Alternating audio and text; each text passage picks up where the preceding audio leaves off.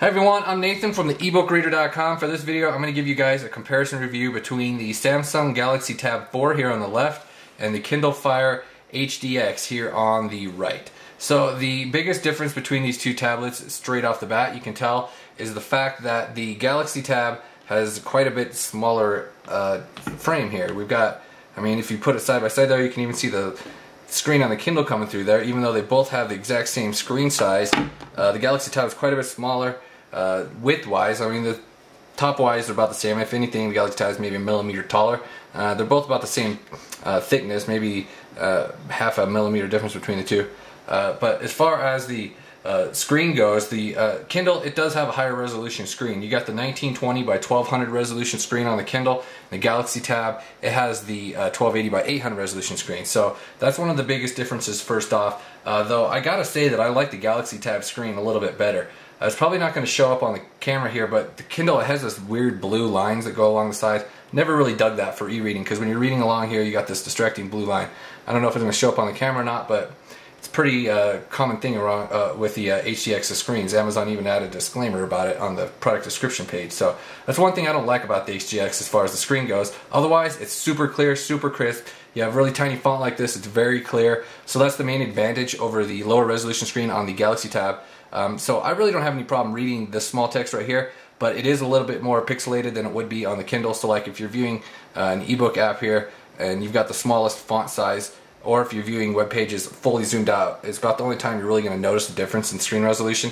So I mean, basically if you just have the smallest font on the Fire HDX and the smallest font on the Galaxy Tab, you're going to notice this a little clearer on the Kindle. With the higher resolution, you got like 100 more pixels per inch, so obviously it's going to fill in the edges a little bit better. So like a smaller font, and it's probably not obviously not going to show up on the camera, but it's just a little bit more rough around the edges as far as comparing the screens go. That's just sort of the difference with the screen resolution as far as that goes. So otherwise, I mean, the screens, they both look really good to me actually. So I mean, they both have very clear, crisp fonts and very good colors. I'd say the Galaxy Tab just has a little bit more advantage in the color regard, but it's sort of hard to say. So basically, let's go on to some of the other other hardware differences, and then we'll talk about the software differences, which is obviously huge. So the hardware, the Kindle has a faster processor. It's got a 2.2 gigahertz quad-core processor. Galaxy Tab has a 1.2 gigahertz quad-core processor. That being said, I gotta say I don't really notice any speed difference between the two. So I mean, a full gigahertz faster on the Kindle, I mean, honestly, don't notice it. So I mean, it just sort of depends. I mean, maybe if you're playing some high-end games or something, but I mean, even racing games like you know, Asphalt 7, I was playing that in the demo review for this. It plays fine, it looks fine, so I mean, so it just sort of depends on, I guess, the specific app. The other main advantage hardware-wise for the Samsung is it has a memory card slot right here. Kindles never have memory card slots except for the very first e-ink Kindle. So yeah, you got the memory card slot on the Galaxy Tab. That's an advantage hardware-wise. Okay, so otherwise, hardware, these two guys, they both got the 7-inch screen. We both got front-facing cameras. They both got a front camera, but the Galaxy Tabs only want the rear camera. The Kindle, it doesn't have rear cameras. I don't know why they never add rear cameras on the Kindles, but you got the front camera right here. On the back, we don't have any camera, like I said. So you got better speakers on the Kindle for sure. We got these speakers on the edges, and they sort of project out. And since it's tapered right there, you set this down and it gets good sound. Definitely got better sound than the Galaxy Tab. It's just got this one little single speaker hole on the back here, and it does tend to get a little bit more muffled, and the sound just isn't quite as loud, or the quality's not as good. So the Kindle does get the advantage in sound for sure. So as far as other features go, they both got Bluetooth, they both got the dual band Wi-Fi.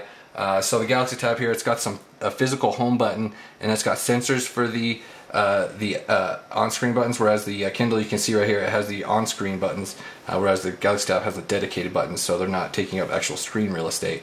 So let's go on to the next major difference between these two. Of course, clearly the software.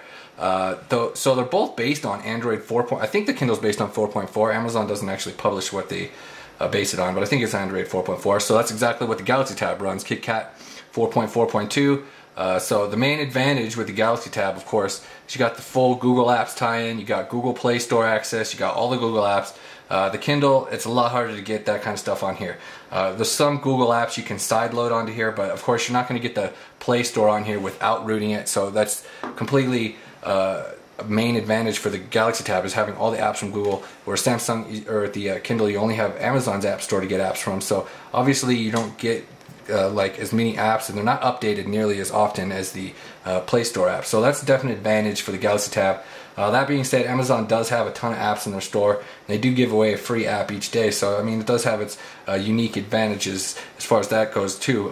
With the Galaxy Tab, you got the more traditional home screen, even though it's sort of a Samsung's custom home screen. You can just take apps and move them onto the wherever you want them. You got these widgets. You can remove and add these widgets to the home screen. The Kindle, that's one of the main disadvantages with the Kindles. I can't understand why Amazon doesn't allow us to have any kind of customization whatsoever. I mean, you can't even change the background. You just get the black. You can basically remove things from here, and I mean, that's it, dude. That's basically it. I mean, you can add different stuff right here, of course, to your app menu. But I mean, as far as widgets, there are no widgets. So with the regular Android tablets, of course, you got all kinds of widgets. You got your bookmarks, you got calendars. There's all sorts of stuff you can add to your home screens. You can resize them. You can organize it how you want. You got folders. That's another big advantage. Folders, just being able to group apps together.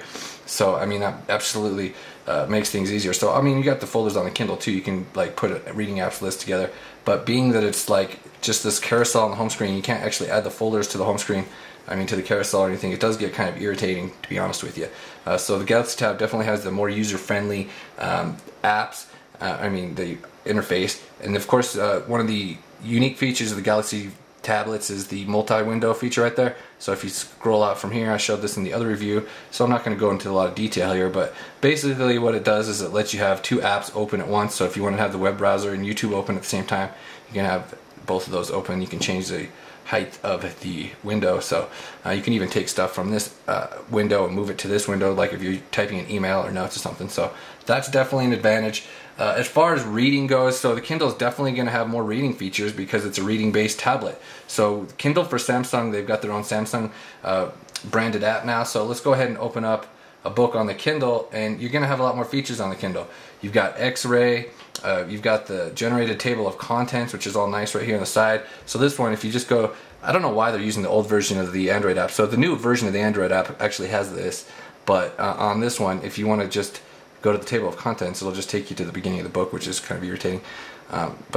And then you got to tap on that. So I mean, having the generated table of contents accessible from the side menu is quite nice. Obviously, the Kindles, they have text to speech.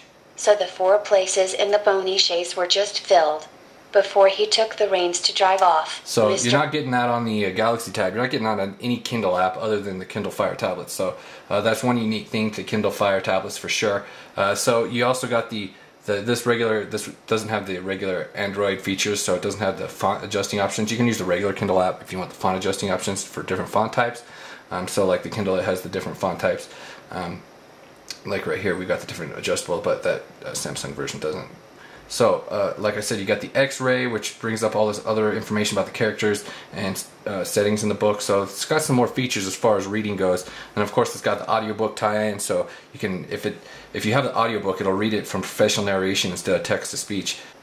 So yeah, so there's definitely more features as far as the reading is concerned when you buy a Kindle Fire HDX. So Amazon kind of wants to keep some specific reading features for their tablets that you don't have on the Android app, so it's just a lot more basic. So like I said, the Amazon Fire tablets, without rooting them, you're gonna only be able to get apps from Amazon, from the Amazon App Store, and then with the Galaxy tablets, of course, you can get it from Google. So Samsung also has their own custom app store, or you can get some apps from. Alright, so the Galaxy Tab has this recent apps key right here. You can just jump between recent apps. From whatever app you're in, you can just jump around to the other app.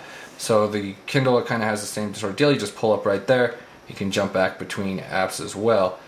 So mainly everything just looks a lot different on the Kindle. I mean, it acts a lot different just because you don't have the same sort of features. The Galaxy Tab, it does have a GPS. I do not believe the Kindle has GPS other than just through the Wi-Fi networks. Okay, so I'm going to go ahead and wrap up this video review right here. Check out the ebookreader.com. I'll go ahead and have a written review posted on there. I'll cover details I forgot to cover in this video because I know I don't remember everything I need to cover whenever I'm doing these videos. So make sure to check out the written review. If you have any questions, go ahead and feel free to ask them, and I will try to answer them the best I can. So thank you for watching. Have a good day.